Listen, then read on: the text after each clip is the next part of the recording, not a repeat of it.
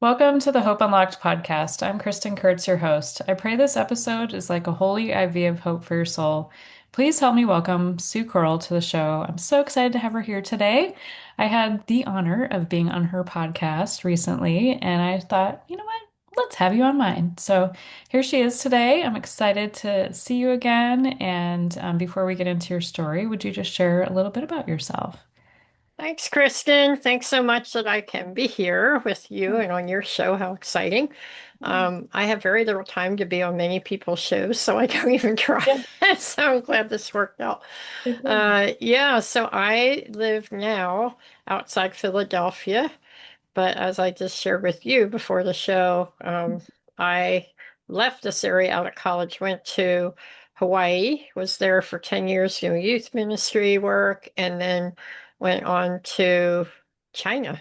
Well, I had 1 year in California, your roots, and in San Bernardino area, and then went to out to China, raised my family, came back to help mom and get my kids in college in Okay. 2016.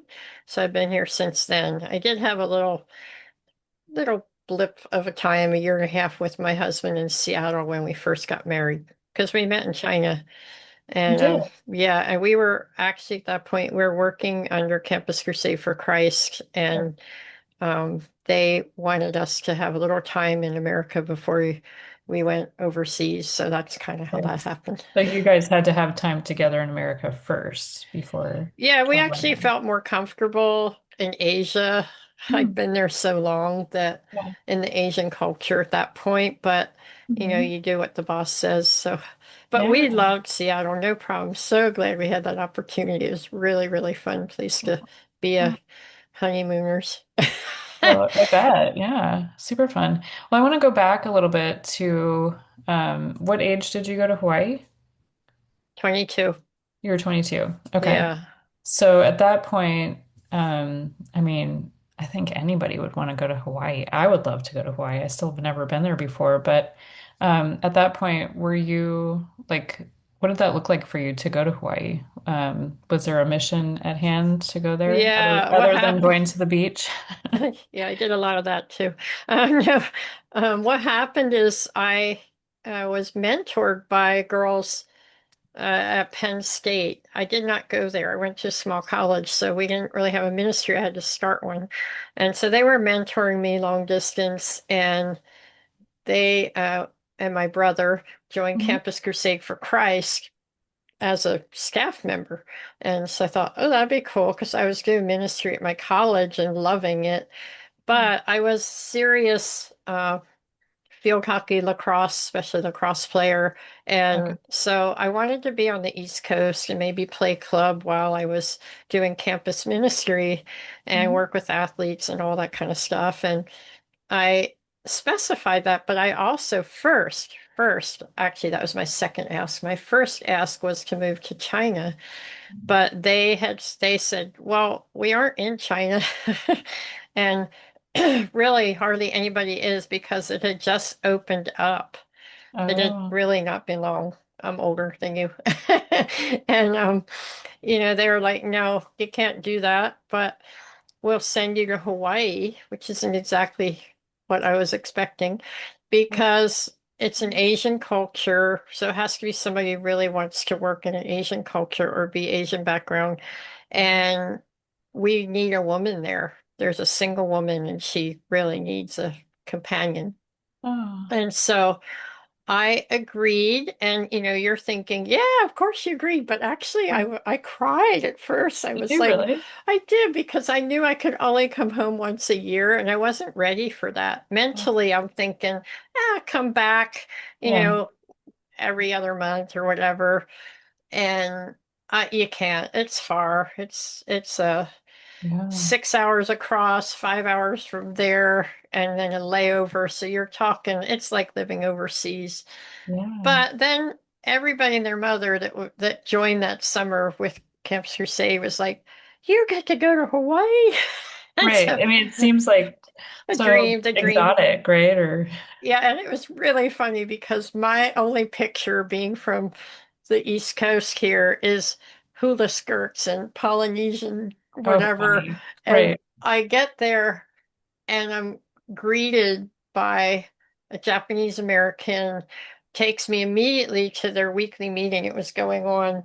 I Yeah. walk in the door and it's all Asians, and they put a flower lei over my neck, this guy, and gives Yeah. me a kiss. And I was like freaked out. Like, Yeah. what is going What on? did I just do? Yeah. So there was uh, one staff member who was a white guy, but everybody else was Asian. Hmm. And then there was one white student gal. And so I went up to her, and turns out she was raised in Japan and was more Japanese, definitely, than American. So I'm like, okay, well, I'm definitely going to learn Asian culture. Yeah. My roommates were Asian. I learned a lot of things, how to, the food, chopsticks, taking shoes off the door, being more indirect, and we definitely are very direct in Philadelphia. East A, Coast. a Yeah. lot of different things like that. Okay. So it was the perfect thing, and as well as I was helping with the writing room, they called it, like kids that needed help with their writing at Oh, college. So I had a lot of Chinese students, tons. wow. Well, I'd already had that heart, I told you, to go to Right. China, and Yeah. so that was perfect.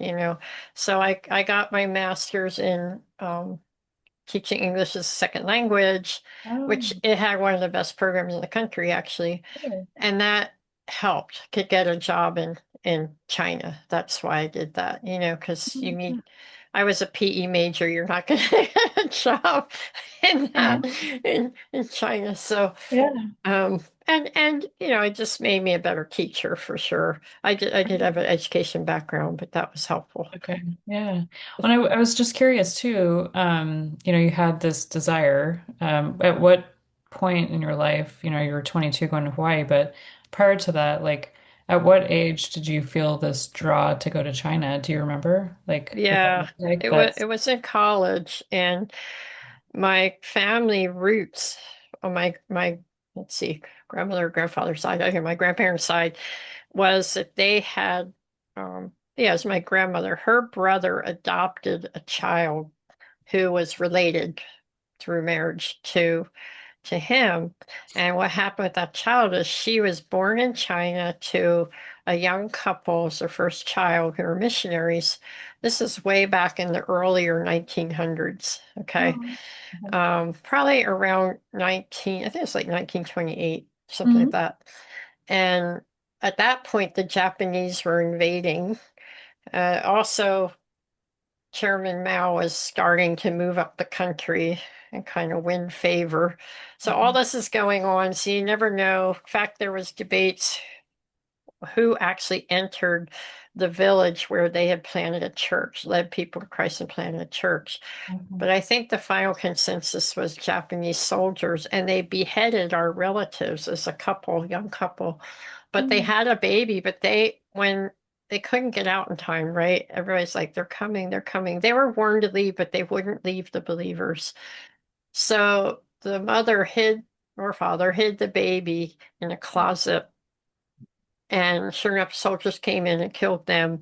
So after the soldiers left, the church members, found their bodies, they're beheaded, and no babies. So they started looking for the baby, afraid probably that the baby got kidnapped or something, but they actually heard the baby, and they went and rescued her.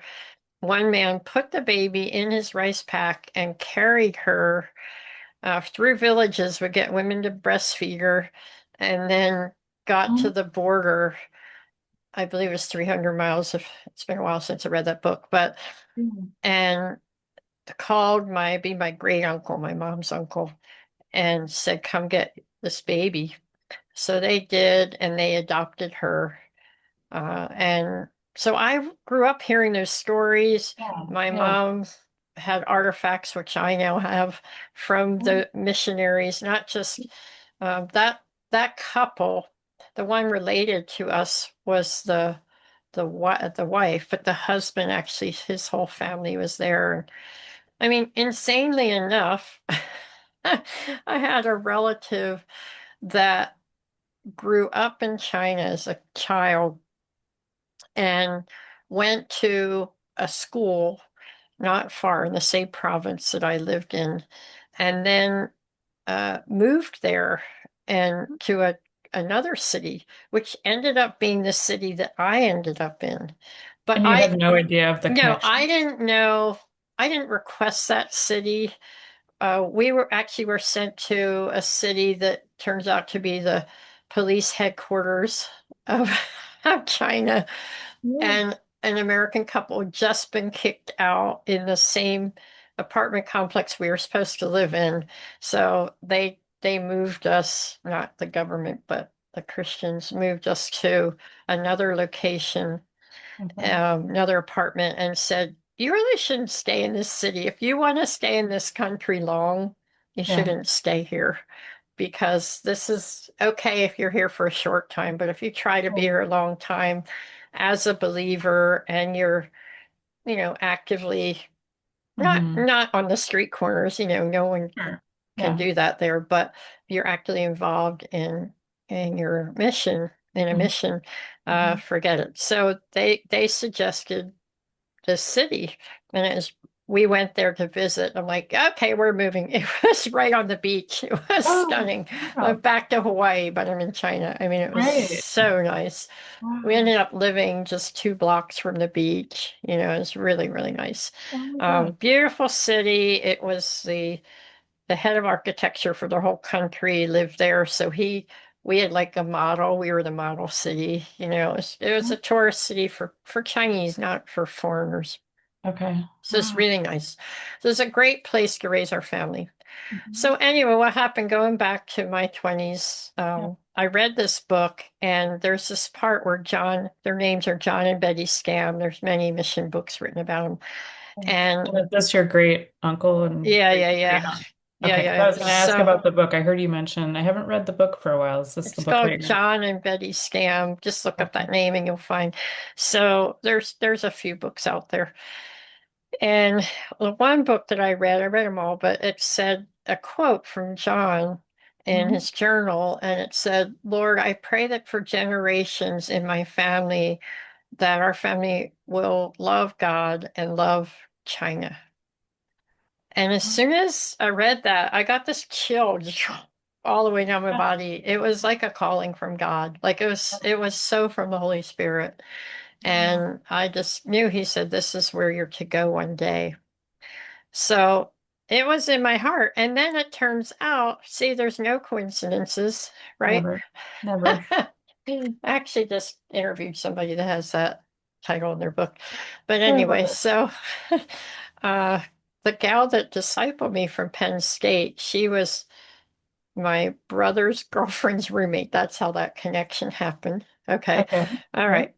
Um, she went to China when she graduated. And so she's writing to me. She was younger than me, but so I'm in Hawaii and she's writing to me and I'm like, oh, I can get there. Because she knew your desire to get there. She did, and she helped plan it. And to tell you the truth, at that time, Penn State was having a revival, like for Okay. real. There were in Campus Crusade alone, there were 12 or 1,300 students involved at That's a one lot. time. Yes. Wow. And when I would go visit, they had a continuous 24-hour prayer chain in every stairwell of every dorm. Which you see them any hour of the night. There were posters everywhere. There were people sharing their faith everywhere. And they were the largest ministry, but there were other ministries that were pretty big. Mm. And so I feel like I really got an experience in a revival and it greatly impacted me. So, because China at that point had just opened up, there was a Mhm. real push in the mission field with mission agencies to Okay. go. And it happened at Campus Crusade. They did go, but it was another 5 years. Um, So they were a little bit like slower to go in. yeah, I think they had a few pioneer types who were trying things out, seeing what you could do, what was safe, Okay. what wasn't, Yeah. I wouldn't say legal, but permissible, I guess you want to say. Sure. what you can And then get away with.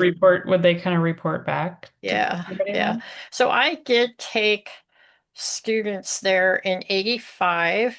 I took a group of students and we taught English for a summer to all the middle school teachers in that particular province. Okay. And then I went with a group in 88. It was a language study, and my husband to be was there. But we did meet. He was working with Campus Crusade for Christ. That was Yeah. cool. He'd come from Penn State. He knew my brother. Again, coincidence? Not. You knew your brother. Yeah, So many but connections to your I brother. know. But we didn't actually decide, we didn't date. There was an attraction, but Hmm. he was kind of just starting out, and I'd already been working for years and in the ministry. And Hmm. so I ended up dating another guy, almost married him, but we didn't. So that's God's providence, you know? Yes. Because then 5 years later, Todd moves to China, and I meet up with him at a teacher's, it's like a teacher's training.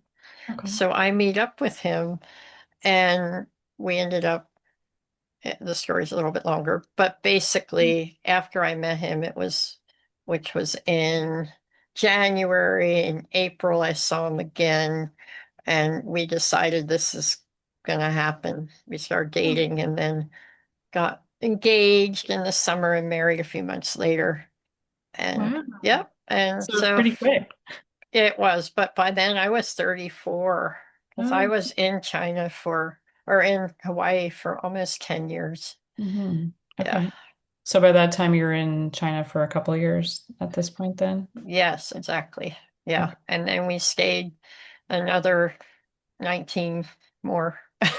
Oh, So 19 they're years. 21 years. Yeah. Our Okay. first year was actually Hong Kong. At the time was not a part of China.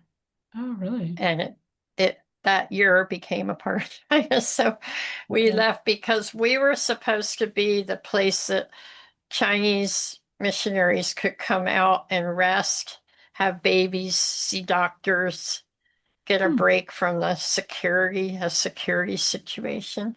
But Yeah. since it turned back to China, Hmm. it couldn't function that way anymore. They moved it to Singapore, and we didn't want to be that far from China. It's Mm. too far and expensive to go in and out. So we decided, well, let's just move into China. Let's find a way. So that's what we did. Okay. I want to kind of go back a little bit because I've read some books. Let's see. Have you read the book The Heavenly Man? Yeah, yeah, definitely. That Wow. actually I was mean, the prison he was in our province. was it really? I Yeah. mean, I read that and I think, I just want to kind of hear more about you and just who you are to kind of, a lot of people don't take risks. Oh, They want to yeah, I be definitely safe. take risks. I'm a high Like risk person. our world tries to keep you safe, Oh, secure. So I want to hear more about Sue and how you were created. Because have you always been this way? Did you yes. like what birth order are you? Like, are you? Do you have like? Yeah, How about your other I'm the siblings? Like, what are they like? Are they more safe or risky? Tell us a little bit more about all of this. okay, I'm definitely the highest risk person. Okay. I'm the youngest child of three. Okay. Uh, I have to say, I don't know who I would be had I not experienced what I did as a baby. Okay. Seriously, that really shaped who I am. So I was born with a very severe cleft palate. I Okay. had no nose, no upper lip, no upper palate. Really? They sent me home to die after 3 weeks because they had no way to get food into me, and I was really getting tiny, like from 8 pounds to 6 pounds. And my mother was a pediatric nurse, another one of these quote coincidences, because we had the number one cleft palate surgeon and plastic surgeon in the whole country at that time. And people were bringing babies from all over the country for him. But when I was born, I was even more severe than anything he dealt with. And I had a weak heart. And Oh. he said, I can't operate. She'll die on the operating table. Well, my mom had already been working there for 2 years with his babies. You know what I'm saying? So And so she she saw was so everything. specialized. They had her Yeah. specialized with these babies because she was so clever at figuring out how to feed them, how to calm them down, how to take care of all the stitches so they wouldn't have Yeah. lots of scars, the whole comfort them, the whole thing. She became an expert. And then I'm born 2 years later. So she wasn't shocked. She knew she knew. She's Yeah. Christian. She knew it was God's plan. I know you're into that whole Yeah. topic about God's Yeah. plan. Yes. And she knew God had prepared her and Yeah. that I wasn't going to die, that I was God's gift Yes. and to So when her. he said that to her, she's like, no, she's not going to die. Yeah, I'll take her home and I'll get her strong and bring her back. So Yeah. after 3 months, she did. She took me home. She figured out how to use a children's mask and attach through tape and elastic and all kinds of things, a baby bottle, keep it on my head. And I began to suck for the first time, which is why I have a normal bottom jaw, because if you don't suck, Yeah. it just shrinks. Oh, So I had 26 surgeries for 15 years. So 26. so the first 3 years I mostly lived in the hospital. There were a lot of complications. I had breathing issues, heart issues, I have a strong heart, but it's because I'd stop breathing sometimes. So at home, she would lay me in bed, which she does not normally recommend because you can smother the baby. But for that Yeah. reason, she put me right by her ear. And if I stopped breathing, she'd wake up. They said, Did I you don't know if that's sleep like a then? mother's thing or God, just the Holy Spirit or Right. an angel or something woke her up. Yeah. Yeah. And only one time did she walk away, like just go somewhere, and my grandmother was taking care of me. And she walks back in the room and I was on my grandmother's shoulder, but I was blue. And she ran up and grabbed She can me. see. She grabbed me and got me breathing again. So anyway, uh, and then all through school, it was rough, especially elementary school. Boys were really brutal. I had speech impediment. Here I am a public Mhm. speaker now as a Isn't that profession amazing? I mean, and a we'll worship get leader. back to that part in a little while. I know, Yeah. right? Um, so I didn't endure a lot, but my neighborhood was really safe. We had a ton of kids and like very large group, and they were good kids. And Hmm. so it turns out God gave me athletic gifting, Hmm. and that was such a blessing because when I was young, I just at home and neighborhood, but then Yeah. my dad, he left us unfortunately Hmm. when I was in middle school or just starting middle school. And, it was a lot of stress, the financial aspect I for bet. mom, but uh, yeah, she remarried within a half a year. He remarried in a year, and Really? he continued a relationship with us, and even they had a good relationship at some point, eventually, Okay. pretty quick. So, yeah, it was good. We moved into an area that sports was a big deal, and I started and was very successful in it. Wow. Coach told me in ninth grade, you're going to be an Olympian someday.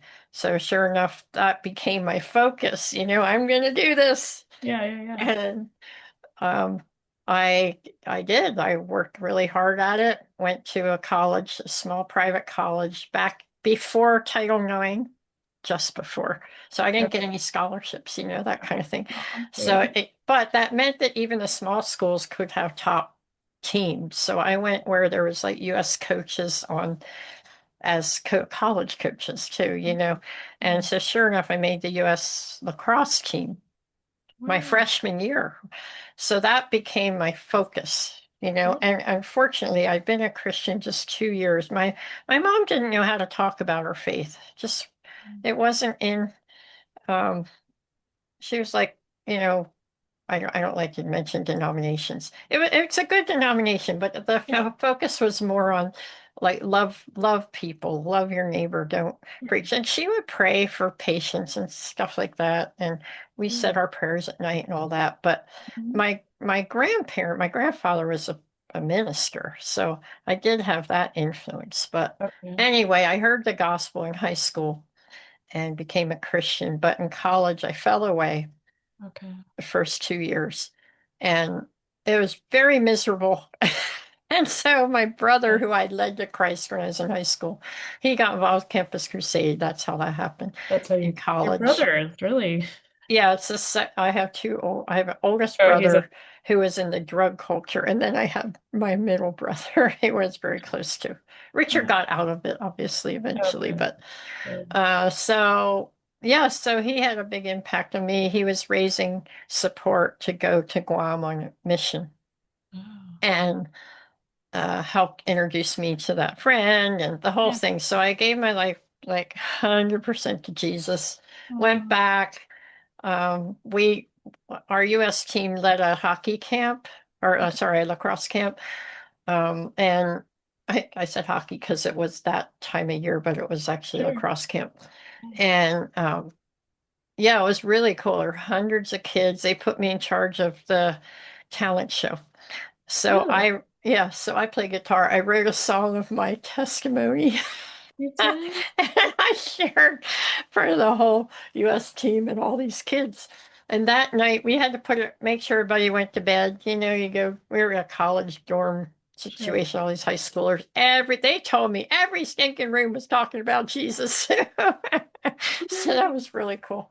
Wow. And that gave me courage. So then I started college, and my friends all thought I'd gone off the deep end, but one of my best friends was a football player, and he was a partier with me. He gave his life to Jesus that summer. So we Oh, started Fellowship of Christian Athletes. That's what we did. And like at the school, or you started yeah, the at whole. Ursinus. No, at the Okay. school. I was like, And wow, it you're quite the pioneer. Oh yeah, no. That's Uh, been around, I think. So that yeah. was cool. So we got that going. Lots of kids, 50 kids Right eventually came to away? Like Christ. 50 right No, off the pretty bat. quick. I mean, within that year. Yeah, for sure. It Amazing. was very cool. And I'm going to say, when you have a revival, people who are touched and they go back to their area, it Hmm. often spreads into there. And I really believe that's what was happening because it was so supernatural. So Yeah. my brother invited me to go. He went from Guam to the Philippines, where he stayed for 41 years. And he invited me to come in the summer and show the Jesus film. And I did. So I was only 1 year walk with the Lord. And I go there and I'm like, wow, this is so cool. I knew nothing. And yet I'm leading people to Christ. We So just you said I know nothing and I'm leading people to Christ. I think we need to like stop there for a clarify that. second. Yeah. So I really knew very little, but the Jesus film told it all. And I Okay. was in charge of running the machine. And then I play guitar, right? So I would Yeah.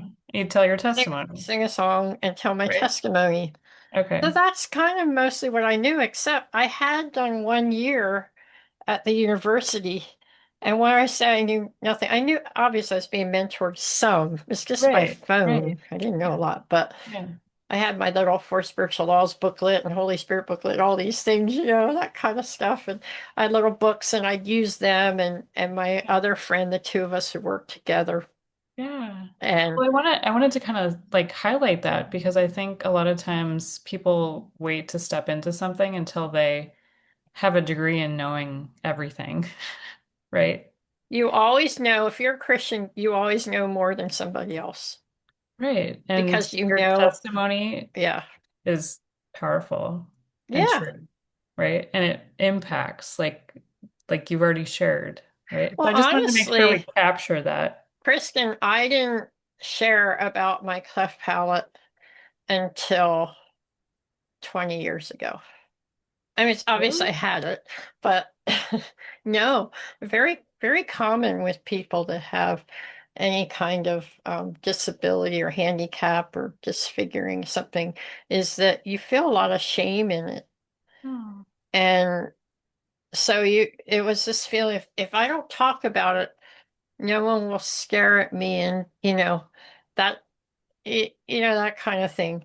Hmm. And so I really needed healing from that. When I got complete healing, which again was probably 22 years ago, Okay. from that aspect. There were a lot of things I got healing from already, Yeah. but I'd say for the the 10 years of athletics, my confidence came through that.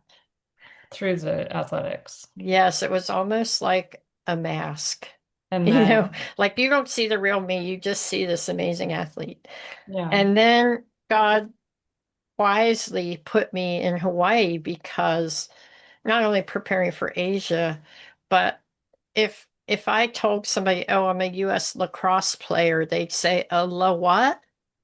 La Oh, 'cause what?" they had no idea. I'd be like, "Well, it's field hockey. What is that? Is that like on the ice?" You're like, "No, it's kind of like soccer." "Oh, I know that." Because I was actually going to try out for field hockey, but I made lacrosse first, so that was a big part of my life too.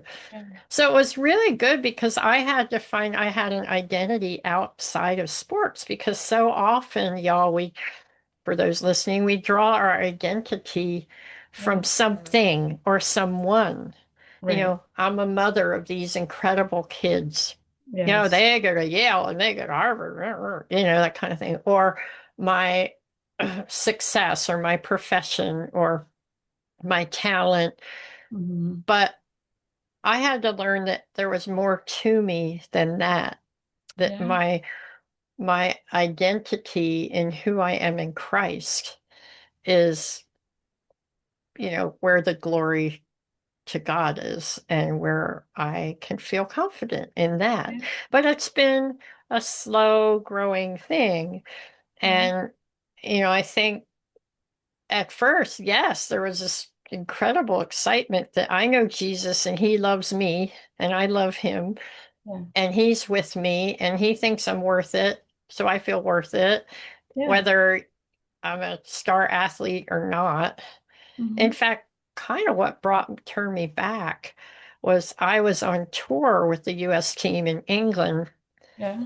Well, we went through all of Great Britain and we had this big audience and they played the American, you know, Star Spangled Banner Hmm. anthem and everybody's singing and all that kind of stuff. And people are cheering, and I felt completely empty. I thought, I'm 19. I reached my life goal now. What? You know? Yeah. Good. And I heard God say, the answer's me. You need to turn back to me. As you're listening to the Star Spangled Banner. Yeah. I just Mhm. got tears in my eyes and had to suck it up and Yeah. it Right. stopped and play the game. But Yeah. yeah, and Wow. I knew like right then I had to turn back. And so when just couple months later, I was home with my brother when he was raising support and he helped me get back on track.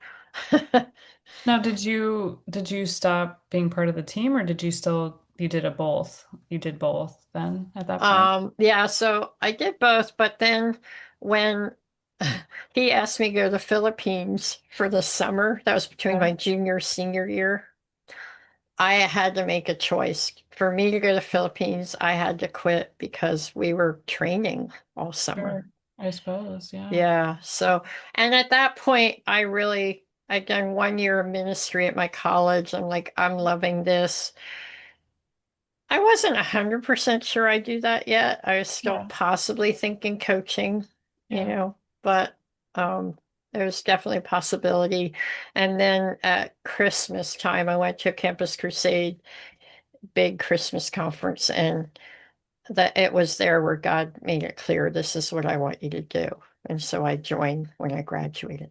That's amazing. Like, I mean, looking back here, we're talking about this today.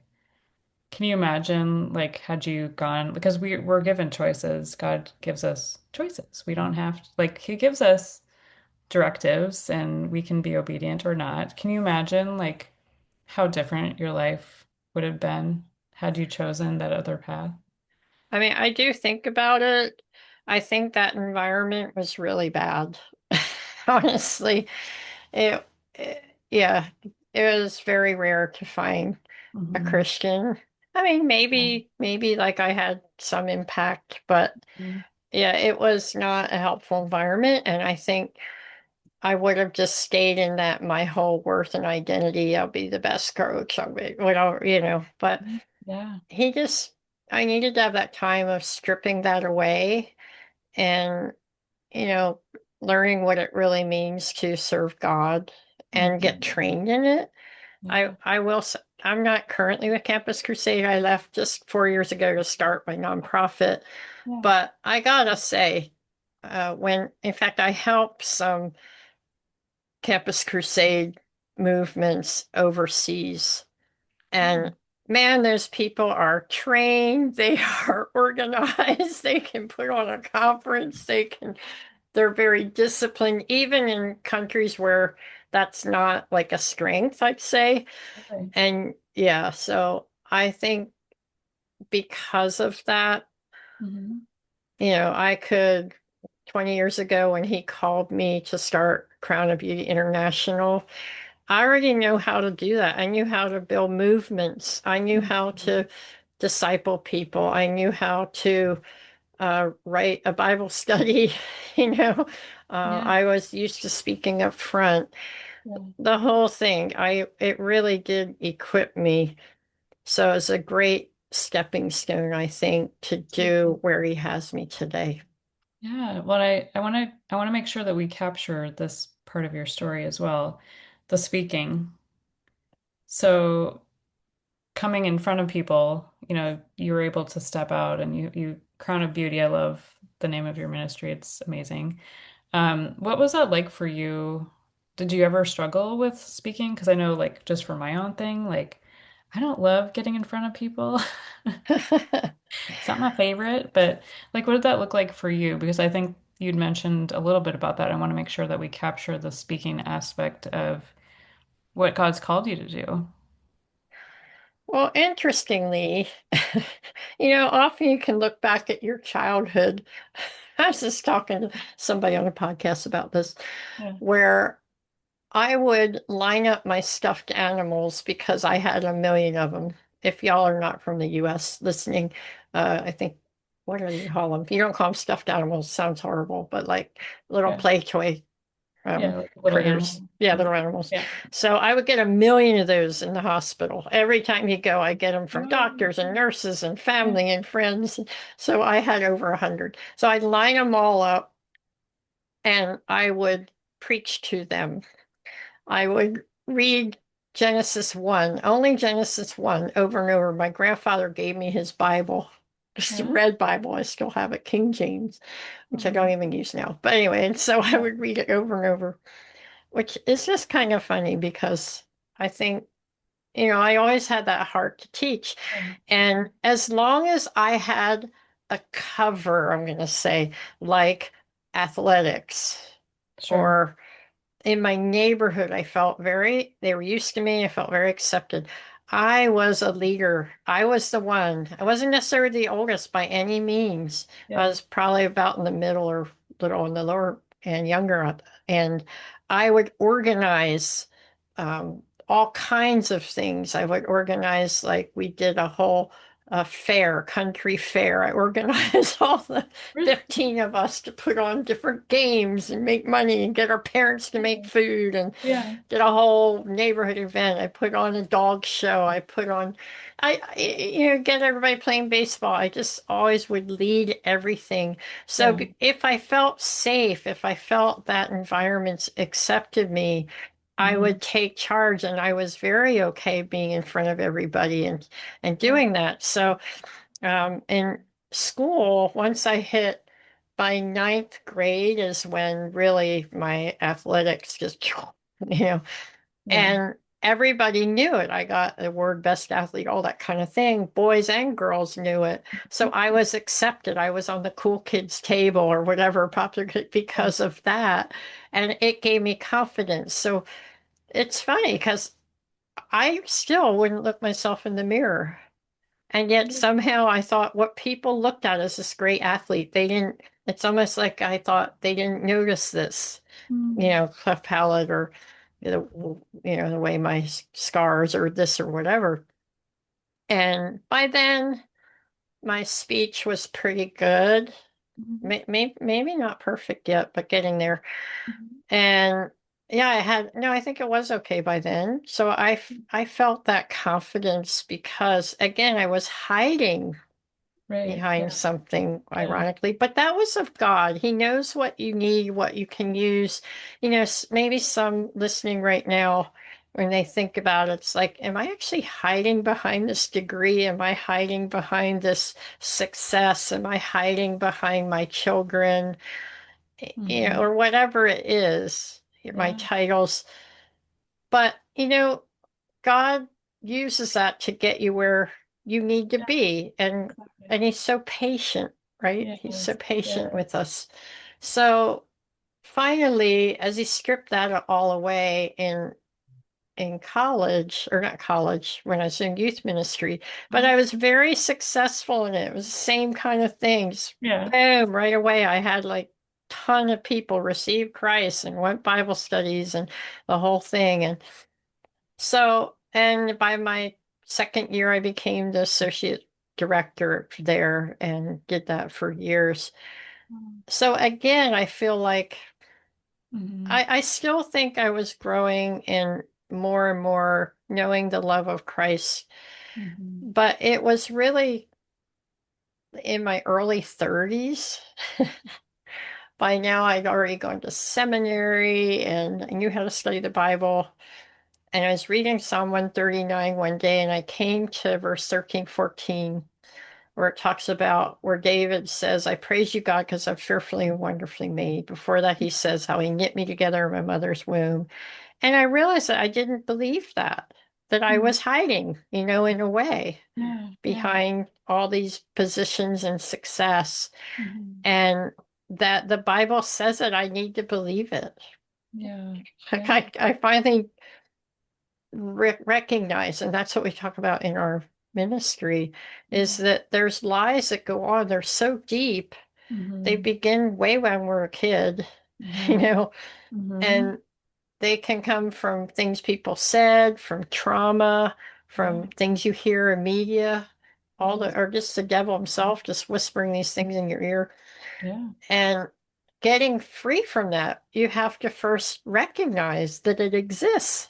And that's Right. what happened that day is when I saw I'm fearfully wonderfully made, I heard myself finally saying in my head, no, I'm not. I think I always felt it, but I never heard it. You never actually recognize No, those I like words. in my head, I was like, oh my goodness, I do not believe that I am fearfully wonderfully made. But then again, what does that actually mean? So I Mhm. started digging into the Hebrew, which I learned to do, Yeah.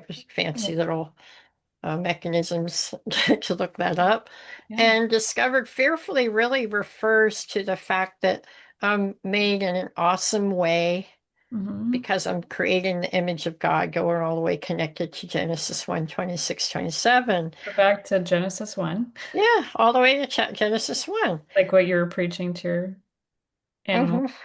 Yeah. Oh, yeah, that's so funny. Yeah, I never thought of that till you just said that. So funny.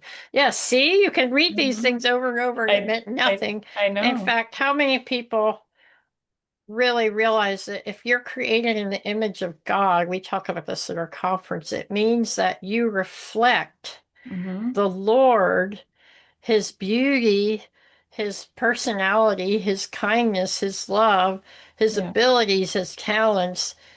He gives that to you, and he sees you as talented, as beautiful, as wonderful, as good, all these things. Yeah. So Yeah. we're to see that. And that's why David could say that. It wasn't because he looked himself, oh, I am good looking. Oh, I am an Yeah. amazing guy. It wasn't. It's Yeah. because he knew that he was reflecting this beautiful, amazing God. Hmm. So I said, okay, I'm going to believe it. And so you have to do it by faith at Yeah. first. There's no feeling Yeah. connected first, but by faith, Lord, I trust that you knew what you were doing and that I am beautiful in your sight. That's good Yeah. enough for me. Yeah. And that I am beautiful because I am created in your image. Yes. And let me reflect that to others. And Mm. shortly after, I think it was the same day actually, I took a walk along I told you I lived by the seaside by Yeah. then, Right. and I'm taking a walk, and the Lord just was there in my mind so strongly, like an image of him saying to me, "You're beautiful, Sue." Aw. And yeah, I just start crying. I'm walking this dog, I'm like bawling on the Aw. beach. And I really am. And that's enough for me, you Yeah. know? So people, you can think whatever you want. I don't care. It's like coming to that place where you care Yeah. more about what God thinks. But Right. also that that was so freeing, and that set the stage, I think, for me. Hmm. It was about 10 years later that God really called me to start this Okay. ministry, Crown of Beauty. So you were in your 30s when you had this new Revelation. revelation, like Hmm. beauty. I think of even, David, a man after God's heart, right? But he was the one who was passed over in being chosen as king. I remember, I can't remember I'm not going to be able to quote it correctly, but he was passed over. He was like the others, here, let me quote this right. The others in his brothers were actually passed over, even though they were handsome and Hmm. stature and, all the things, and yet he was the chosen one, right? Right. I just thought that was like, as you were talking, I was thinking of that because um, I just, I love this. Okay, so let's speed ahead. So Yeah. in your 40s. Hmm. What happened in your 40s then? You said that there was a ministry that Yeah. came So about. I was a mom by then and loving it. I had a ministry. I just take my kids along with me where I visited missionaries around the country, and it's in China. Everybody's doing it all secretly. But anyway, we knew each other. So I meet with them as well as some pastors' wives in our Mm, city, internationals. And they're all having a hard time. yeah. Some are depressed, they're anxious, marriage issues, parenting issues, Mm, loneliness, isolation, feeling like a failure, all these mm, things going on. mm, And I found myself as I was supposed to, my assignment was to meet with them and find out how their ministry's going. But I mm, ended up just talking about how they were doing in their heart and their walk with God, mm, in their relationships, and found myself sharing from my own story, but also what I learned, like, let's see, this is the lie I was believing. What's the lie you've been believing? And you'd mm, hear it as soon as they would tell how they were doing. You would, because then I'd say, well, how does that make you feel? And mm, they'd say, well, I don't even have the energy to go out in the day. Well, why not? yeah. Because I'm just so depressed. Well, tell me more about that. What kind of thoughts are you having? Well, I Hmm. just think I'm no good. I can't do this. I'm no good. So there's the first lie. I'm not good enough. Hmm. And I'm gonna just give a quick illustration. Yeah. So tell me about that. Have you ever felt not good enough before in your past? And 90% of the time, maybe almost close to 100, they'll say, "Oh, well, yeah, actually, I often felt that way." Oh, well, Mm, tell me more about that. So we talk yeah. about that. Mm, And we say, well, let me tell you what God says about you. We talk about how we are good enough, that we're created by Him and He prepares us in advance to do the good works that He has for us. mm, And we can do all things through Him. So you are good enough, you know. So yeah. we go through what Scripture says, and I say, let's pray and just reject those lies because Hmm. they captivate you and they're strongholds in your life. And Yeah. sometimes there would be a sense of it was even they'd given in, which I had done in when I was single in China, to some lies, so much so that I actually was very oppressed or have really, I want to say, unknowingly invited demonic Mm, presence hmm. into my life. And I Yeah. had to get free a spirit of fear from a spirit of fear. Yeah. So make sure that wasn't happening. We talk about that and then pray together and then have a meditate on truth. Well, Mm. during those 5 years, what happened is those people now I'm focusing on their heart with God and with themselves and Right. others, and yet then their ministry improves, right? Because now they're operating out of healthy thoughts Mhm. and Mhm. um, healthy emotions, and it's helping their relationship. Suddenly they don't want to go home, you know, that kind That's of thing amazing. happening.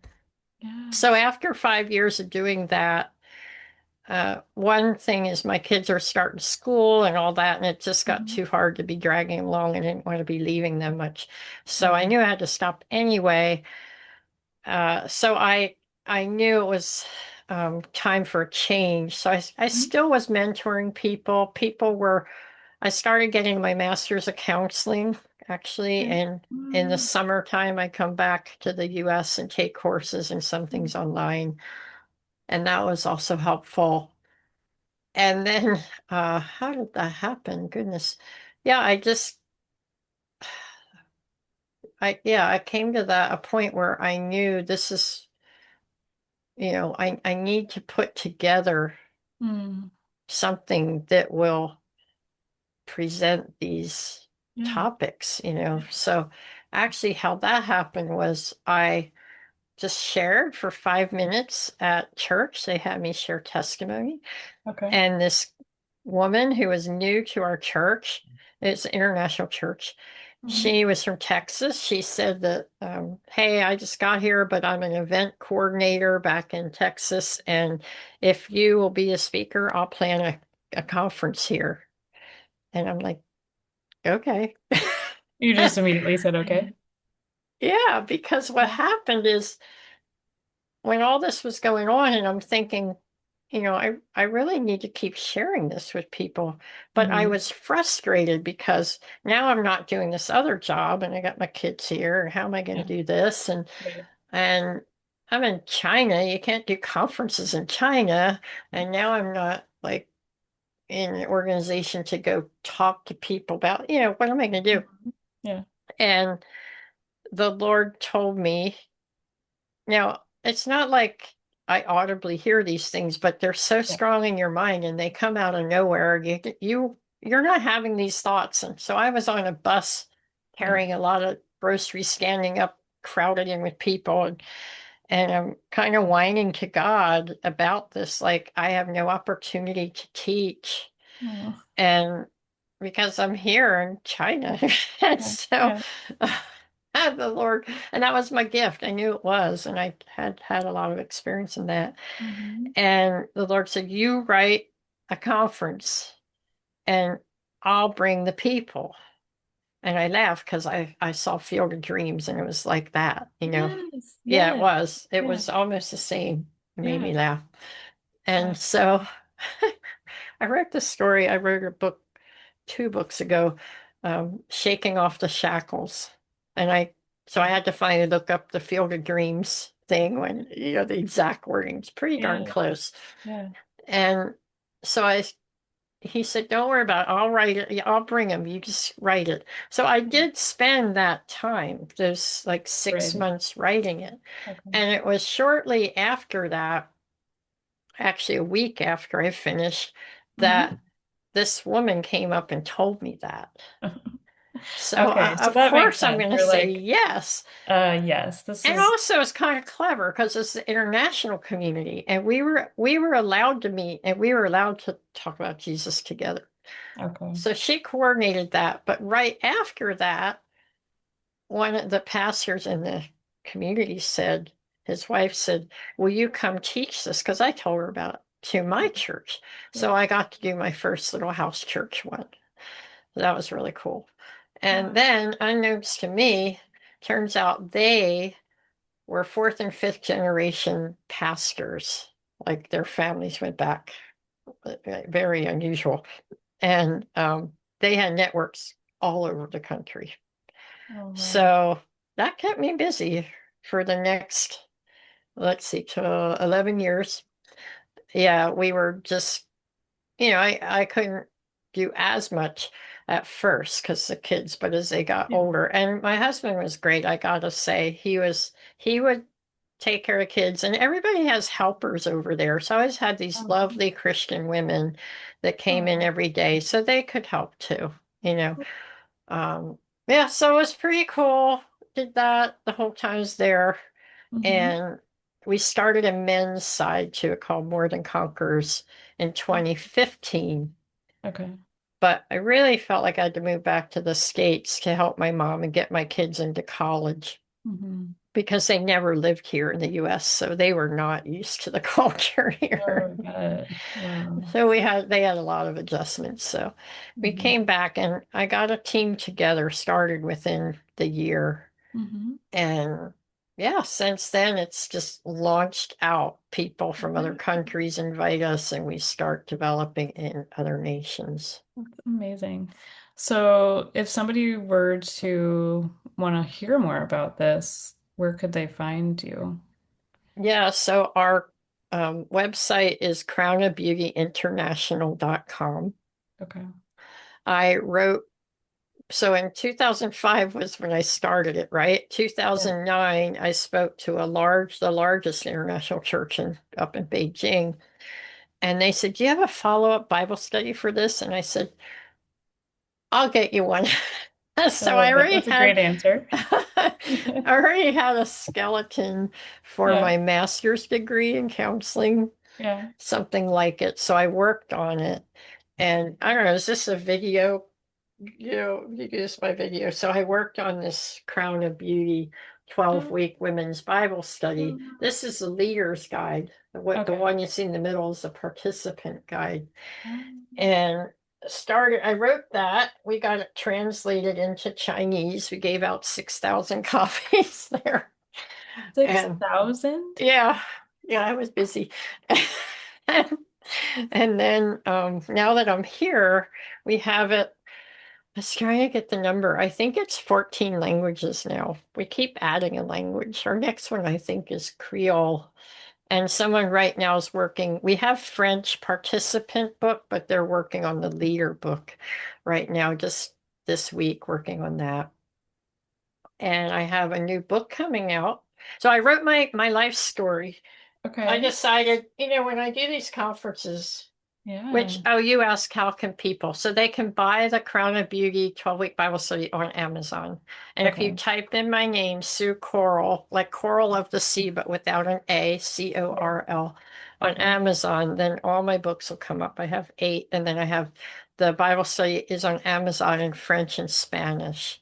But if you Okay. want other languages, if y'all speak other languages, I probably have it. You can just email Crown of Beauty international at gmail.com and I can get you that digitally. But this is my newest. However, I have another one coming Yeah. out in a few weeks. But this is my life story. Yeah, you can, if you're seeing video, you can see a picture of me as a little Yeah. girl. Oh, Close up, you can see more of the cleft palate. It's pretty okay. obvious. But so triumphant transformation, the subtitle Cleft Lip to Healing Lips. So it's That's very brilliant. skinny. I wanted a really short, easy, Yeah. cheap. I sell it for $5 on at our conferences online. I think Okay. it's 5.75 is what Amazon Oh, charges. But it's my memoir, even has a few pictures. But oh, yeah, I finally got that out so people can easily get it. And then if people want to host a conference at their church, most likely we can come. So if I can't, I will come if I'm not overseas at the time. yeah. Yeah. But otherwise, I have a whole amazing teaching team and they'll teach. Our conference is called Beauty for Ashes. When I first started the ministry, I called it that. When I came back Okay. to the States, I saw that there's 10 million beauty for ashes. Sure. So I changed it to Crown of Beauty, which matches our Bible study book. Yes. So yeah.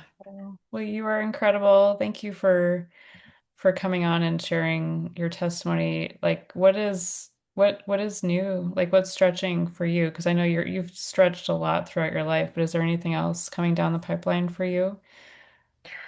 Yeah, I think what's challenging, so I'm the executive director of Crown of Beauty. Mhm. Before I was doing all this under Campus Crusade, and they warned me if you break off, it's a lot of work to be a Oh, nonprofit. yeah. And the reason I did that was only because there were things starting to happen. I got connected with a pastor in Bangladesh, and he's been church planting in Bangladesh, which is 90% Muslim, 8% Hindu, 0.2% Christian.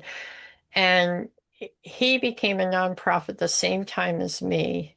He actually worked for Campus Crusade over there. That's how I got connected initially. Oh, So okay. he left and I left same time, just quote unquote coincidentally. Yeah. You Okay. can title this, Are There Really Coincidences? Yes. Are Anyway. these coincidences? So he has now planted 18 churches in just 3 years, 15 pastors, five other staff members. So I've been trying to raise funds for him to support him we built a cow farm. So I was getting people to buy cows. We built a goat farm. So it's getting people to buy goats. They use goats for evangelism. Like here we pass out tracts, they pass out goats, and then people will Okay, listen. wait. You have to explain. It's I awesome. can't not know what this means. So sorry, not we were. He was going into villages, like he only goes to ones where there's no Christian witness, right? Okay. So he's going into like Muslim villages, Hindu villages, and they end up they try to build a little house, tin shack thing, and it would get burned down, or they'd be driven out, or they'd be beaten up, or they burn down their land, or it was bad.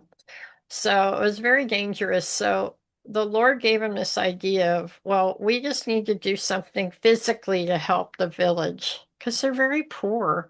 So Yeah. we'll do this first. So they went in with 10 goats.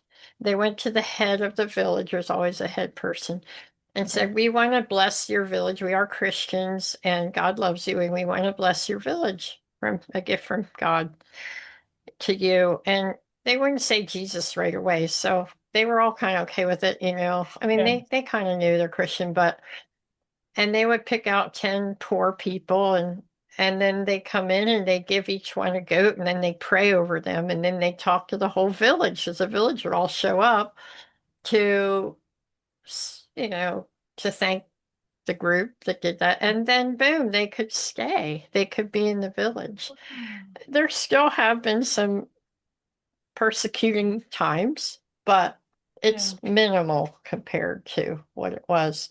Okay. And usually, even they have those threats, somebody rescues them because they've done these good things. So I'm trying to buy goats for evangelism. I love it. I've never heard And anybody say that before. I'm trying to help buy goats. yeah, so Love it. it was 40, it's going up $50 for a goat. And Ooh, the thing is, it's so cool because they'll give it to the family, and they also help give little medical treatment if needed. They train them how to breed them, and with the other goats, the other neighbor's goat that we gave. yeah. And then pretty soon they can have the little ones can have up to three goats each time, twice a year. So they go from one goat to six goats. They definitely eat goat meat and they drink goat milk. Okay. Yeah. So they can sell the goats that breed, they can sell the meat, they can whatever, the milk. And suddenly they go from destitute poverty where they can't even put their kids in school because schools aren't free. Yeah. Even if a place where it might, I don't think any are free, but they have to have uniforms and all this kind of stuff.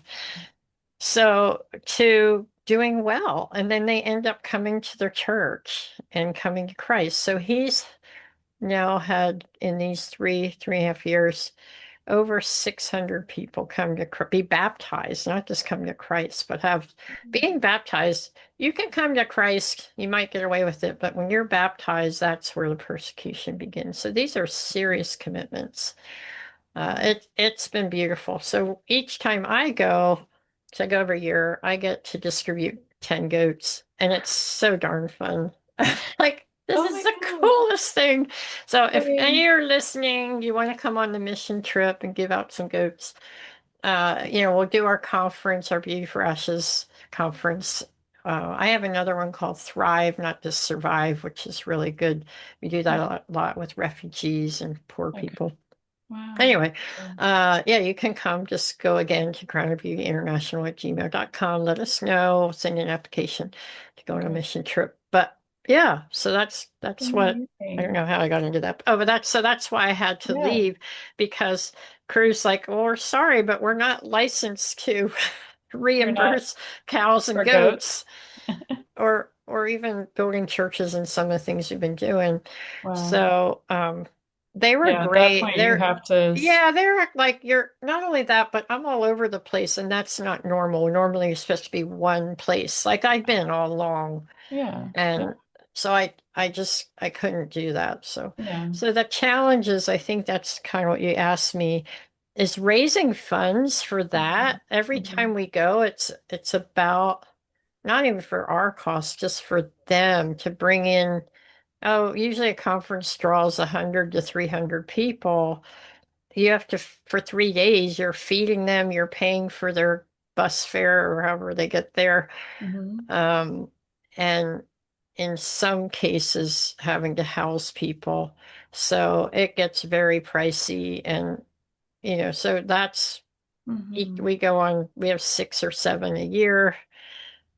You can do the math, it's a lot. Amazing. And then you've got, like the goat farm, right? To build that was $6,500 and the cow farm is Wow. 13,000. And but the cow farm is now, after we're into like 2 years, self-sufficient. Okay. And by the next year, I'll start making enough to pay for some salaries for the pastors. Oh, They that's live on amazing. 200 a month, can you imagine? So Wow. yeah, and then when I'm raising support for Mhm. that, I have another organization I go through for salaries for people. Okay. Okay. Yeah. So Wow. it can I make sure I listen to all the podcasts about overwhelm. Yes, I can feel. No, I'm kind of teasing. I've actually had guests talk about that. I listen really well. No, the Yeah. main thing I would say in that is like one, take care of yourself. I take better care of my health than I ever have. I have a Yeah. my daughter's actually a health coach before I Okay. had another woman, but Yeah. yeah. Awesome. So take care of yourself and learn how to really eat right, sleep right, Yeah. and all that kind of thing. Okay. And So that would be always, like some advice that you'd give, because I was going to ask you, yes, what would you yes. say to the one who's listening in today? Like, what would be like kind of your final piece of encouragement or advice? I think you're Well, starting to like lean that's the into that, thing. right? Yeah, like I want to. I mean, I'm super excited to go to heaven someday, but I Hmm. want to be here as and do as much for as long as God ultimately desires, right? You want Yeah. the best.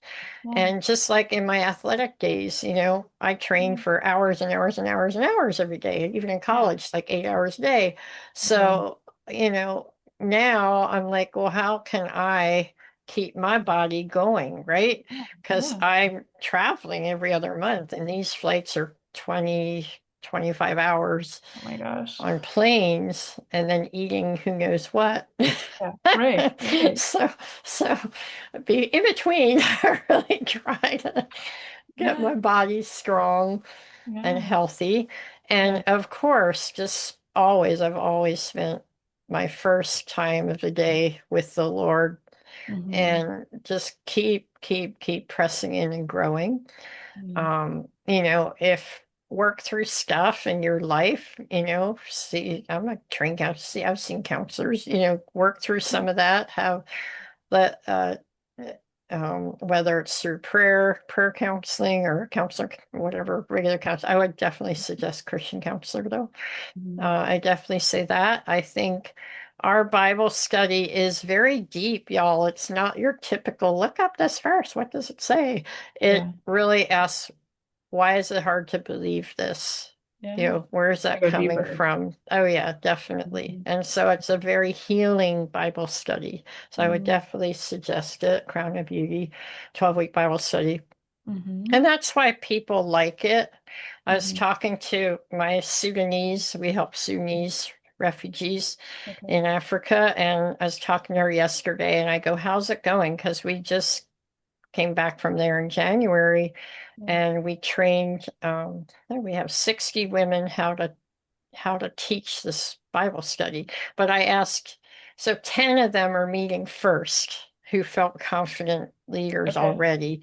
They're Okay. going through it, and then they're going to go into another refugee camp and start leading Bible studies there. So we're talking through that. And I go, well, how do you like it? How is it? And Yeah. because now they're halfway through it. And she said, we've done Bible studies before. We Yeah. have, but um, they they're often very American Mm. or very British or whatever, They Yeah. don't relate to our culture and they're Yeah. surfacey. But Mm. this is really taking us deeper to bring healing to our heart. And it's not very American. It's kind Yeah. of neutral. And I think Yeah. that's because again, no coincidence, God's plan. I lived overseas for so long. The point Yeah. I You. wrote that, Yeah. I'd already been overseas for Yeah. like 25, 30 years, something like that. Right. And so I think internationally, right? Yeah. I don't have in fact, living in America since I came back has been different, a challenge at times. I bet. Yeah. And I mean, I love it. I love it Yeah. here and plenty of friends. It's a Yeah. blessing, but there are definitely things I really enjoy, honestly, living over in Asian cultures. But Yeah. Yeah.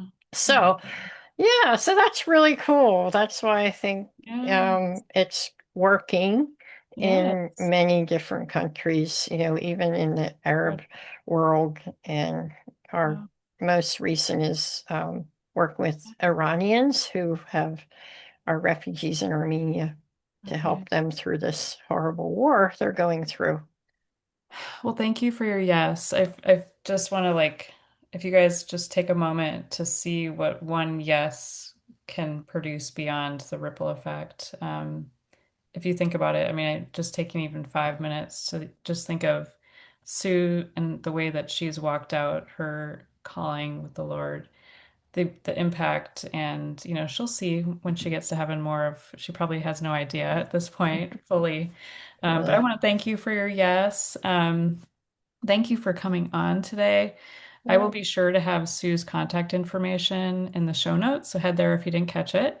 And I am going to close this podcast today with the Hope Unlocked anchoring verse, which is, May the God of hope fill you with all joy and peace in believing, so that by the power of the Holy Spirit you may abound in hope. And that's Romans 15:13.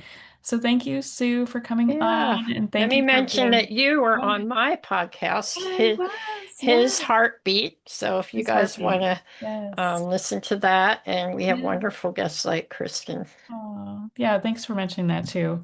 I'll be sure to put the podcast in the show notes too, like the main podcast page. Great. Great. So thank you for being a brave voice who's setting Oh, so many thanks for free. having me. Yeah, It's thank been you. really fun.